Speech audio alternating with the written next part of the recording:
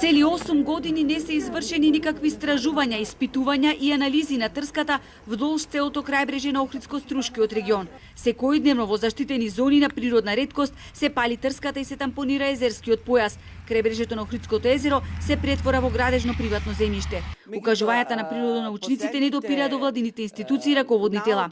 Испративме писма до владата и ресорните министерства, вели доктор Марина Талевска, потенцирајќи дека на 8 март проблемот го изложиле и пред Републичката комисија на УНЕСКО. Заклучоците и одлуките кои биле донесени не се почитуваат. При тоа, од наша страна, беше предложено да се формира едно надзорно тело, во кое што ќе бидат вклучени представници од ресорните министерства.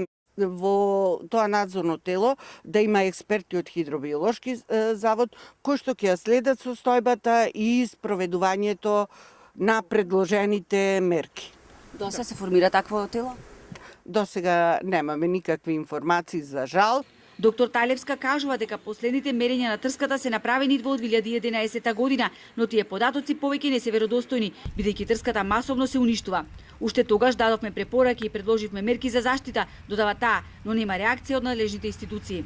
Трската е многу уништена со палење, со натрупување со земјиште и различен цврст отпад, потоа за изградба на плажи, хотелски комплекси и паркираришта. Дури направени се, констатирано е дека се направени и дзичиња за заградување на одделни површини.